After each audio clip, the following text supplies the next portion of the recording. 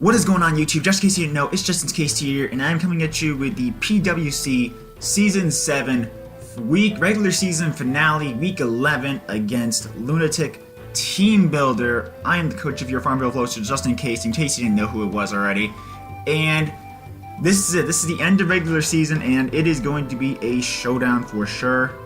No pun intended with Pokemon Showdown itself, but anyways, this comes down to this. Luna and I are at the point of where the winning team of this will move on to playoffs and the loser is out. It is an extremely tight match. This is deciding a playoffs, and this could actually decide, in a sense, the league itself, because one player could potentially knock out another player, or another player could not knock out another player, and this could decide finals actually right here. This match actually could, depending on matchups and everything else. So this is an incredibly important game, and Luna's team is very scary. I'm going to go into it right now. He is rocking the powerhouses of Kartana, Conkeldurr, Nidoking, Darmanitan, Braviary, Meowstic Male, Raikou, Frostlash, Sharpedo, Ditto, and Mega Altaria.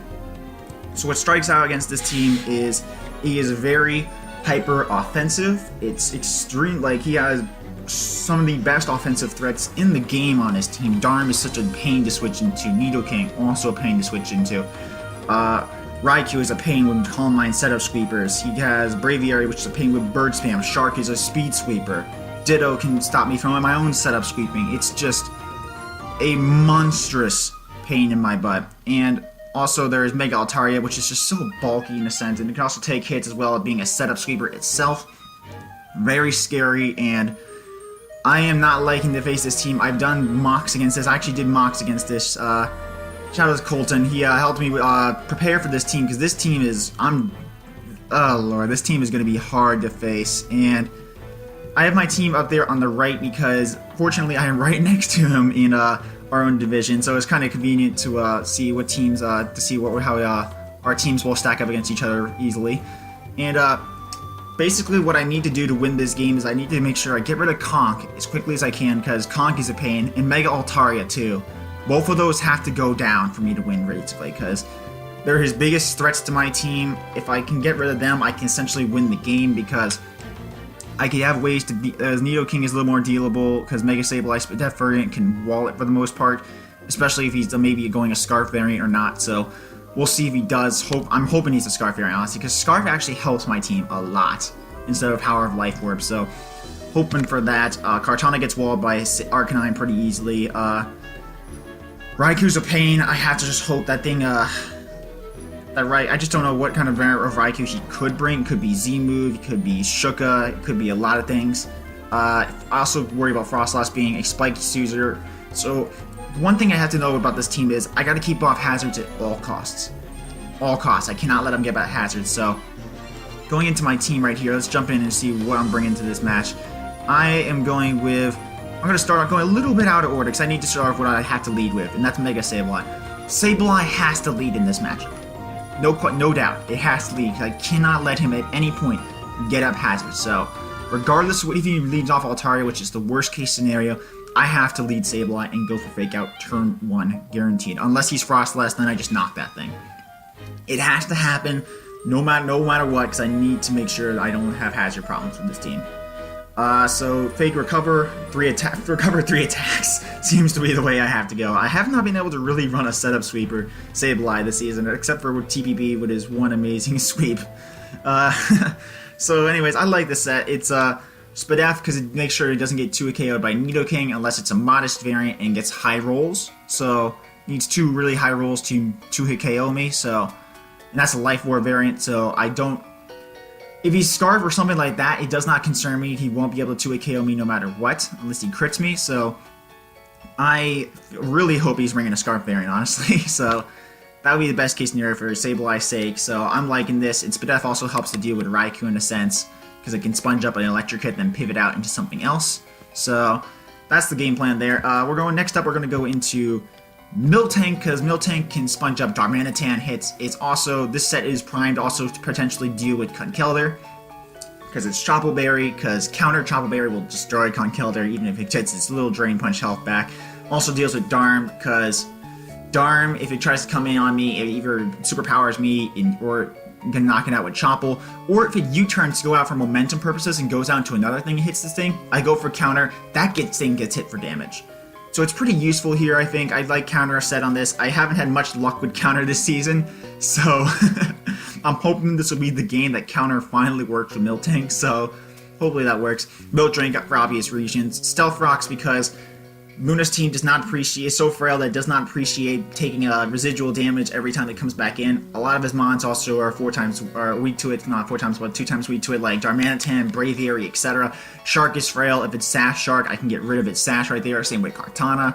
Put those things in the ground. Frostlass does wall this, but the thing is, I don't think Frostlass would stay in on this because Frostlass, and also in a sense, is walled by this. So we're in a kind of a stalemate if it does. And I don't think I'll stay in with this on Frostlass, so I can just pivot into Sableye. So I think we're just we're both at a stalemate if Frostlass comes in. So this thing is just it's great for that case scenario. I can also just pivot to Sableye to stop spikes. So it's very nice that I have this around at least. So anyways, I'm hoping Miltank can help me here. Next we have Arcanine, Fizz Def, because he has a Kartana, a Conkeldurr, an Altaria. He has so many physically good threats. I have to run a physically defensive Arcanine. It basically is there to keep Altaria in check and Conkeldurr in check. I can't Will-O-Wisp a Conkeldurr because of Guts, obviously, but I can Will-O-Wisp Altaria. Facade is an issue, but it keeps stuff like Earthquake from getting out of control. And I also have, if it does start setting up in that case scenario, I also have Roar as a last case scenario to get rid of it or phase it out. Same thing goes for Raikou. Can phase it out if it starts setting up Calm Minds. So that way, Arcanine isn't so passive for this case scenario. Bulk is for Fizz Def, and then Speed. I threw this on just so Luna couldn't, I don't think he can't speed creep me. I don't know exactly what kind of Altaria he can run. He could run a fully offensive Altaria, he could run fully defensive Altaria.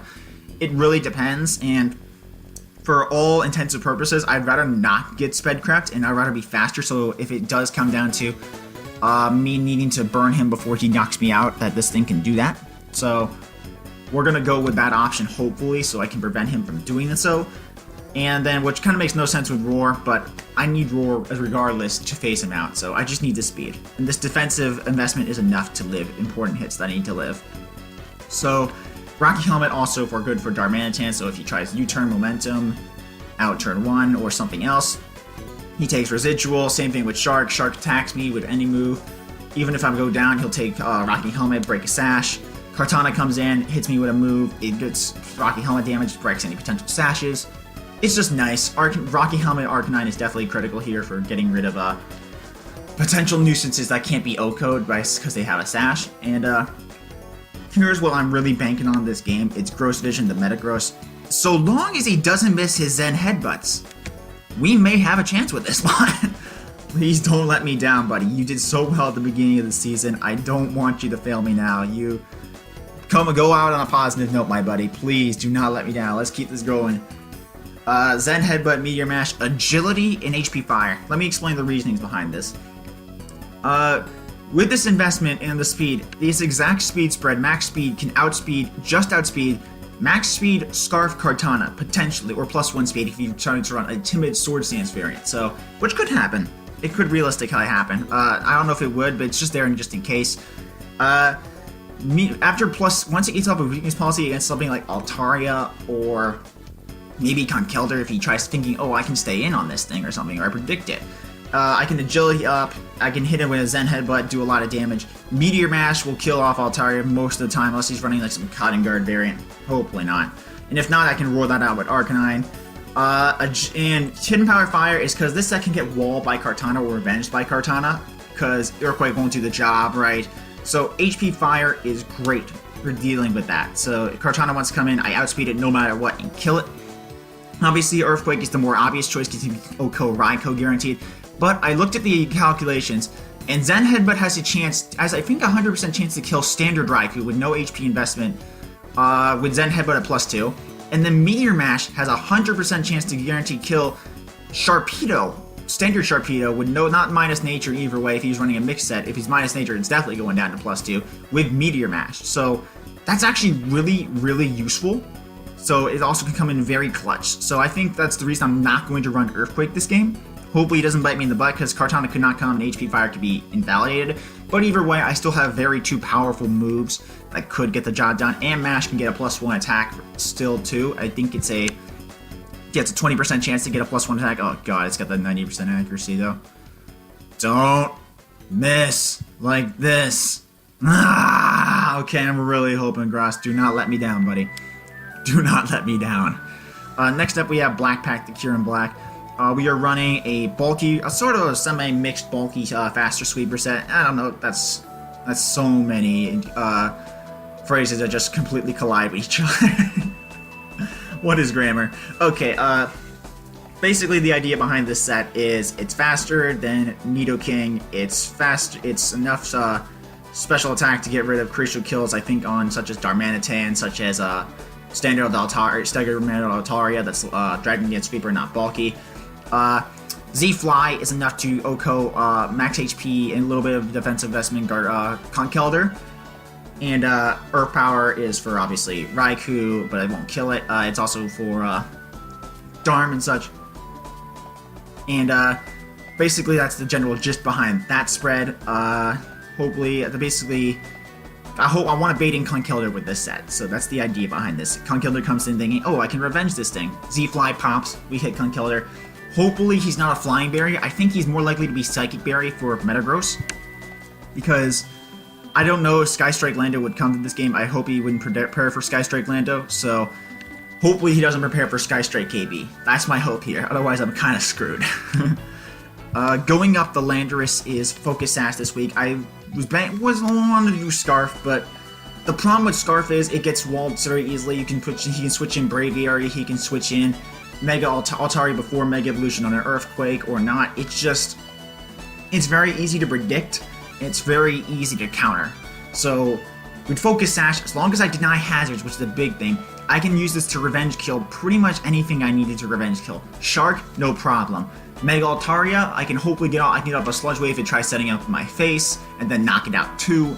I can get rid of Kartana this way. I can U-turn out for momentum if it's a slower matchup. Raikou, if it starts setting up my face, I can take one and hit it with an Earthquake. It's the critical part. It's like the final little piece of my team, a little key that can help maybe clutch out a win in a last-ditch scenario if I'm going down to the final Mon against the final Mon. Landorus has a chance here. So that's the team right there, guys. Battle will be coming on probably later in the afternoon today, and the video probably going out the day after. So this may be it for the season. So very nervous. Luna's a good opponent, and I am. It's going to be a good battle. It's going to be, I think, spoilers, a long battle, because Luna is infamous for taking a while on his turns, and I think we're going to be here a long time. So prepare yourselves for a movie. Get your popcorn ready, and anyways, guys, thank you guys so much for watching, and link is PWC link is down in the description, as well as the My Opponent channel will also be in the description. Go free to check them both out, and we'll see you guys next time. Bye bye.